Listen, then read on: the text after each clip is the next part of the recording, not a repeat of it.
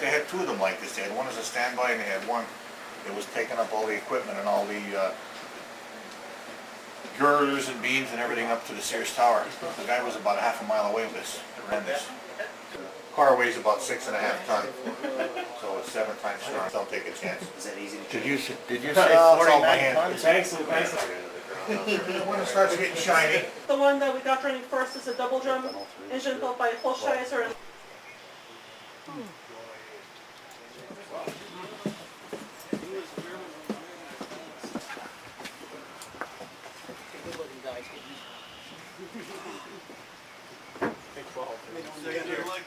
You can see this one. Oh, in there? Holy hell, I thought that was somebody's hand for a second. It was at one point. It's concerning. Now don't hot dog now. Hot dog, me never. Hot dog with the nuts.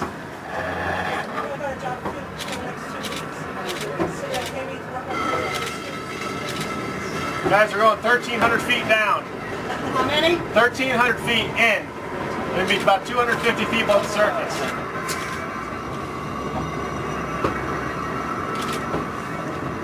Well, at least I have service. Huh.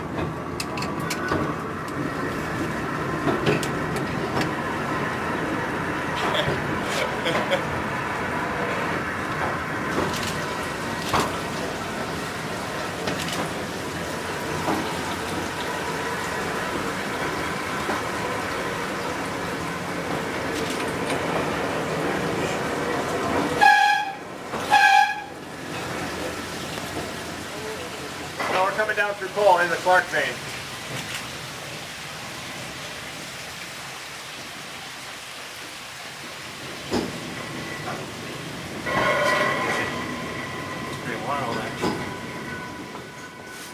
Welcome to tourist trap. Look at this guy climbing over the sea.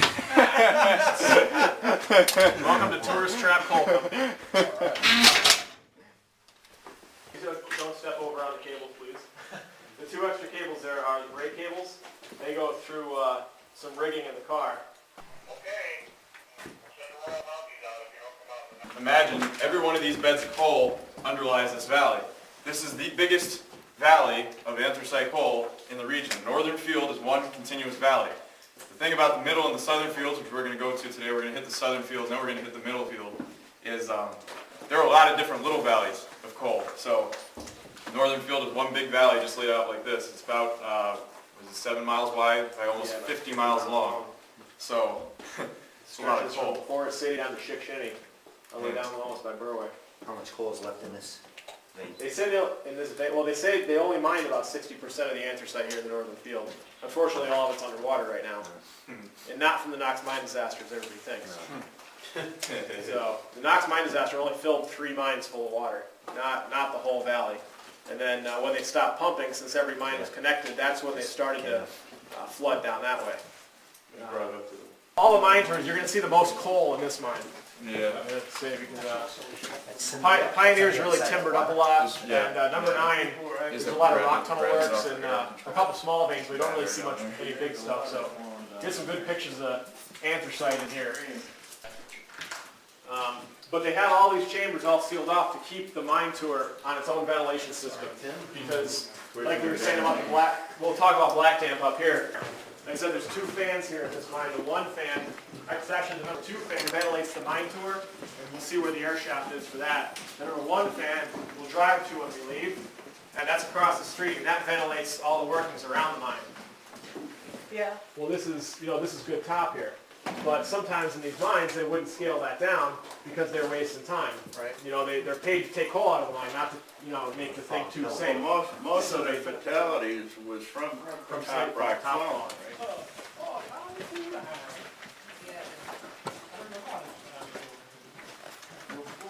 Anybody except for Mike Pierce know what year this baby was built? Any ideas? When it was built. We got a 1920. Uh-oh. He's cheating. Oh yeah, no looking at the data tag either. Basically be a gathering locomotive. It's kind of small. It's about probably 4-ton locomotive. I think it says on there. But there'd be a wheel on it right here, a big wheel. And you see it would get its power from a trolley wire, right back there. And in the chambers, in the flat pitch mining, they wouldn't run, the trolley wire into every single chamber, basically, because then, the miner could be hitting his head off and getting electrocuted. Nice. Banksy, why don't you do your spiel back here? The anthracite-fired region of Pennsylvania on this planet Earth we call the globe. Nobody's...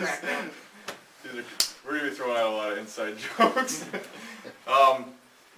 You'd have your miners and your laborers. Every miner would be assigned a labor, and he'd have to pay his own labor throughout the region here. A lot of them are actually just contract miners, and then they'd pick up a laborer along the way, a younger guy. They were teaching the trade. Mm-hmm. Did that have to go right into the powder? Yeah. There'd be blasting powder packed in The it. compression of it hitting the powder is what would set it off. Okay. Yep. Pack it in. Just like shooting a quarter stick with a 22. Boys.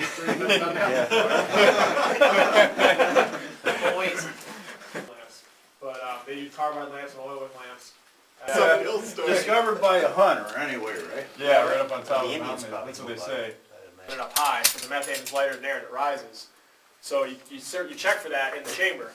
Now, as you can see, if you're over there, you can't check for that by holding it up high because the chamber is 12, 13 feet high over there. So how do you get it up there? You have a stick. Went into because the black dip is heavier than air, so it's going to be near the bottom. And couldn't believe that all the mines that had black damp in them. I mean, you go walk around, that goes out at 16% oxygen. You could see a definite change in the flame. When you get to 18%, the flame turns more of an orangish color because it's getting starved for oxygen. And then it gets lower, and there's just a little blue cap on there when it gets around 16.5%, 17%.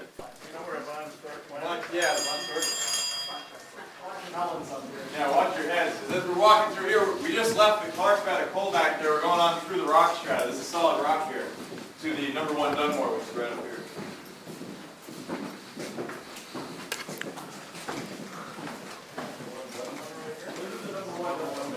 You see the vein of coal right here? It's a lot thinner than the Clark vein, but you guys will get to see a little bit of an advantage. We're probably going to run one tour a month, similar to this. And they found a lot of faults like this, and an interesting thing about a lot of these faults when they found them, we've seen a lot of them underground in different holes, is that they're just big pockets of coal, just all full of coal. Well, the good thing about that is you got plenty of coal. You got the big vein there right in front of you, The bad thing about that is coal's pretty loose in general, and you got problems sometimes. Sometimes guys you see the hands farther than you can see, and then it Look at his hand shaking there. And then you leave them there too long, Say help. and then it stops moving. You're funny, haha.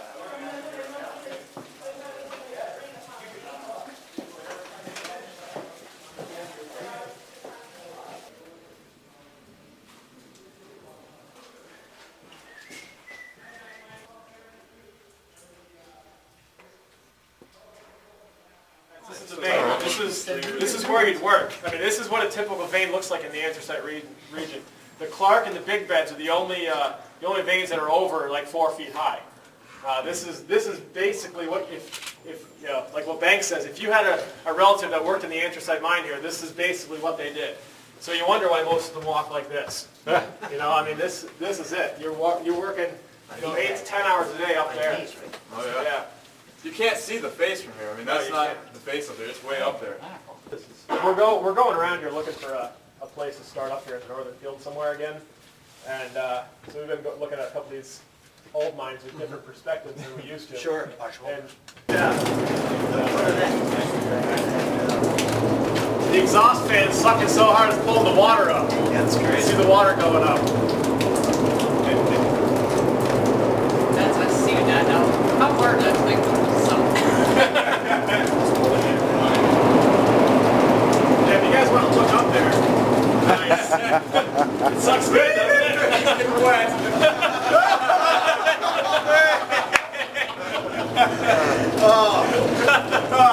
Which website's that one going on?